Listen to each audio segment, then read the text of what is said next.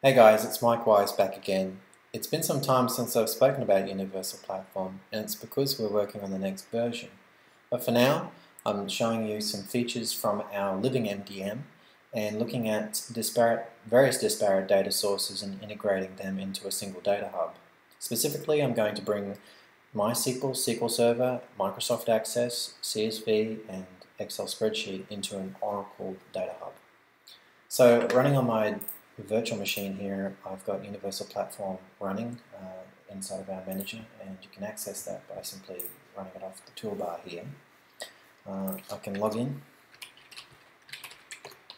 Keep in mind this is running on my desktop. You can run on a desktop server and in the SaaS, or in hosted environment, or a mix of the two. So specifically, I'm just looking at the console here and noting that there's really not much activity going on. So in order for us to bring about a complete integration story combining different data sources and systems, we move into the data manager where we have our living MDM set up. Specifically, I need to go ahead and create various single points of truth. A single point of truth is a unique emitter of data, and identify which sources and where these sources are coming from. So what I've done is gone ahead and created a set of sources for contact on MySQL, Access, CSV, Excel, SQL Server, and Oracle. Oracle itself is the data hub. That's the target I'm going to. So over here, using SQL Developer, I've got Oracle. So if I refresh, there's nothing in the table itself. I've also got Toad running MySQL. I've got another Toad running SQL Server, and I've also got some spreadsheets, and I've got a Microsoft Access database running here with some information that I'm going to bring in. Now, specifically, I need to set up the data models in which I can bring this information into. So what I've done, and just for brevity's sake, there are pre-created data models targeting each of these systems. So for the data hub for Oracle, we create using the spot identifying it as Oracle, the customer entity which relates to the customer data hub, the entity that I want. I generated this using our SDK extension database schema, targeted the Oracle database, and then loaded the entities in. Now specifically, I need to point you towards sources. Sources allow us to invoke a form of competition and sequence how competition works at the attribute level. In order to retain which attribute won, we also store the spot field, we call it, into a field name. In this case, I'm going to store the tag into a field called title good. Then from there, I'm able to basically collide information into this single model from different sources and have them compete over the field called title. There are other features that belong on entities. Specifically, you can form what's called an external key in order to generate an update capability. We've got various validation and auditing capabilities, and lastly, tracking. We also support SED Type 2 tracking as well if you want start-end dates and versioning on your records. So here I've got some various data models that I've created. I'll go ahead and create the contact data model for MySQL, and use the spot MySQL, and then generate this model in using a database schema. I've pre-created the databases already, just for brevity's sake, and so I can target the customer database here. This is now connecting to MySQL and essentially establishing the schema for me. It's now pulled back the schema information, and it allows me to then pull that in with 100% fidelity.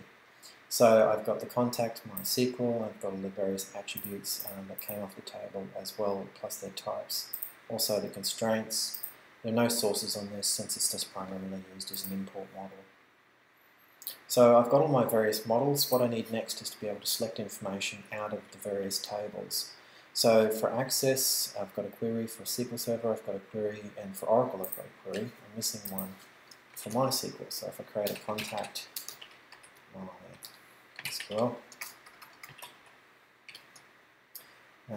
save that, and then basically target the MySQL database, and then write a query. So it's actually called, so if I look at Toad for MySQL called contact. So I just need to select staff and contact.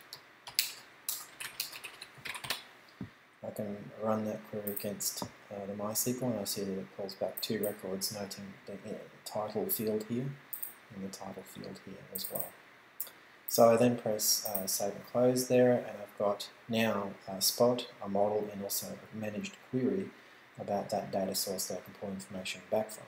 The next thing I need to do is basically create the ETL side to the living MDM. So essentially I'd select Interface Manager and then Data Formats. I've gone ahead and pre-created some of the data formats that we need just for brevity in this demo, and so basically I can now target a data format which is bringing MySQL to the data hub, and then the source data model would be MySQL and the target data model would be the Oracle, and there's no test data at this point. From this point I can then drag in the various format entities and then align them with what data I need to be mapped. So it's a very simple process where I can just drag and drop that mapping. I can also change and transform any of the data that's moving inside of here through string transformation or validation or regular expressions.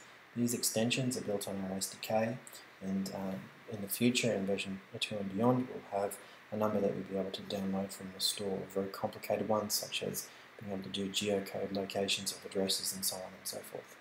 At this point you can apply more detail to the transform by either adding things to using our extensions, either checking and validating fields at the beginning and end of the record, and at the start of the format and the end of the format itself. So from here I've got a complete set. I've got Access, CSV, Excel, MySQL and SQL Server data formats to be able to read and transform information.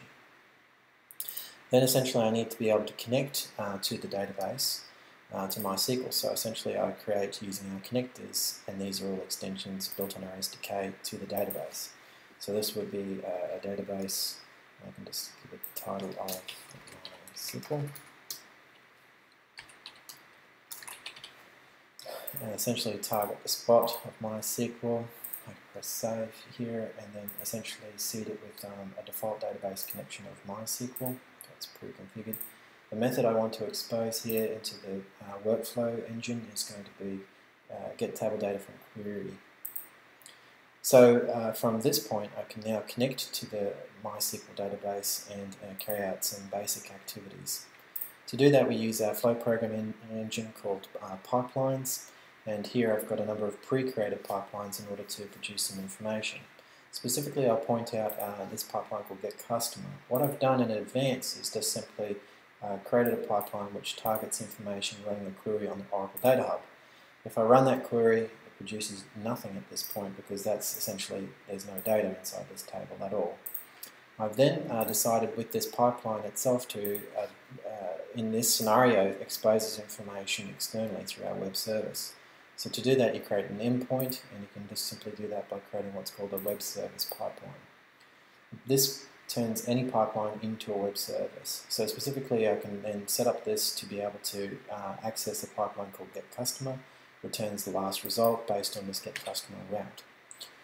From there I can then turn on our web service engine and then expose that information. So currently it's already running and already exposed. If I press update services I see that the logging tells me that getCustomer is already running. So if I go to my local host and try to access that information, I will see that there should be a web service now running. So I've got 84 and GetCustomer. This is the URL. It asks me to log in, so it's saying the endpoint GetCustomer requires authorization, so I just give it the platform administrator here, and I see that it's a result of nothing. So this is good. We can use this now as a bit of reporting and a bit of validation of us bringing data into the system itself. So what we now need to do is create some pipelines in order to bring some information into the system. What I've done is pre-created a number of pipelines to do that, so we can start off by using Access and SQL. The way this works is that essentially you can query some data and then basically map the data in. The map provides us the access to the data transformation, which is the access to Data Hub format. The save side of it is essentially a database call in the data hub that we've exposed that points to the data model that we want to bring the data through. And so we can basically run all of these pipelines in order to bring some data in. So what I'll do is go ahead and do that. So for access, I'll just press run and start bringing some information in. That's basically brought all that information in. So if I go over to now to Oracle, I can see that information has now started to flow through. Specifically, if we note, we've got phone number and email, and we've got the title and title GUID coming in. That means the tag for the access database spot is being set against that record for the usage of title. It's important because we need that for competition later on. So if we go over to the web service now and refresh that, we see that this information is now exposed to us. We can get that as JSON if we want to integrate with anyone who reads JSON, or even XML if that's required by somebody who wants to read XML. There are other formats, but specifically we're seeing it this produced an easy to read report there. So I can then go through and do SQL Server. And what we're doing is just really expanding the amount of data that's being imported. We notice that SQL Server introduced a new record here with not much more information. We can then do CSV to Data Hub. So this is a CSV record. The way that CSV works is that it's running on our storage engine. So internally, Universal Platform has a new capability of storage, and we can mount storage systems like S3, Dropbox, OneDrive. We've got our own internal storage. In this internal storage here, we've got a contacts spreadsheet and contacts CSV running internally. And so what we can do is read that information in on the fly, and we can get the storage, we read it as a delimited. We can map that data and then save away. So we can just press run, and that's brought that CSV data in. And again, we can see our Oracle database table growing. We can do the same thing with Excel. Excel is just simply reading storage, reading the spreadsheet. The spreadsheet information belongs between A1 and P6. So we can press run. And essentially we're seeing more information coming on in. No spot GUIDs have been set at this stage. So we can close. And lastly, we've got to bring in our MySQL. So we can just do this manually. So we can add, and it's my SQL to Data Hub. And then within the editor, we can then basically query MySQL. So that's query the type of data from this query. So if we read that, that's MySQL query. And there's the data being produced for us from MySQL itself. The next step is then to be able to map that information in. So we can bring in the data and mash it against our ETL. So the MySQL ETL map. So if we run that, we'll see that no data has been provided, of course. What we now need to do is bind that information together. So if we select and bind into data and then press run, we'll see that it's now producing mapped information. And the data that's coming out the other side is reading where we wanted to read and transform as we wanted to transform.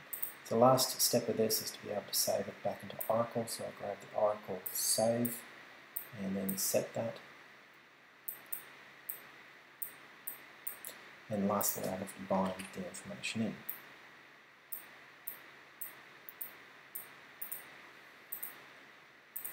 So I select the data and bind it into the data and make sure save targets the Oracle Data Hub and then press run.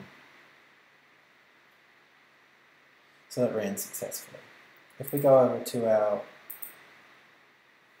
report here, we now see that Mike Wise and Mike Shepherd now have Innovation R&D and Channel Engagement Manager.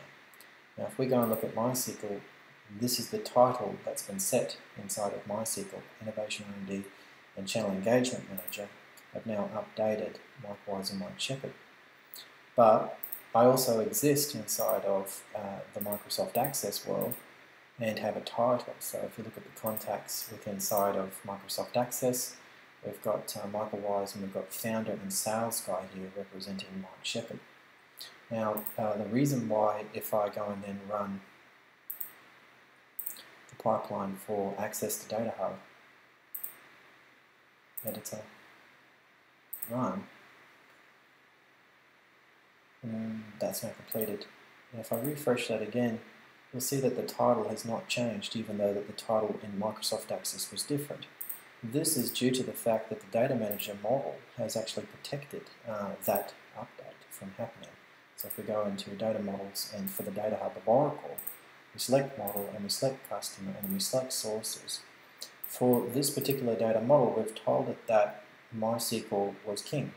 It is possible to make access king if we wanted to by just simply dragging and dropping the order in which that would happen, and we can press save on that. So if I ran this pipeline again for Microsoft Access,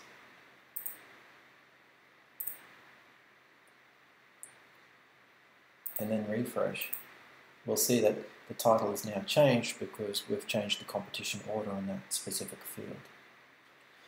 So hopefully this is a bit of a complete demo and refreshing your mind about how living data models work. Essentially, for an organization, the platform is sitting there running as a service on your host, or in the cloud, or wherever it chooses to be, or in between the cloud and in between infrastructure running in your organization. The idea is that you have business analysts updating the models and maintaining and managing how the models work constantly, bringing data in and allowing you to have fresh, clean data. So in this case, Oracle ends up with fresh, clean data over time, and it's data that's actually compared against all the various data sources in an organization. A real living MDM. Anyway, thanks for that. We'll catch up later with some more updates, and looking forward to talking more about Universal Platform in the future.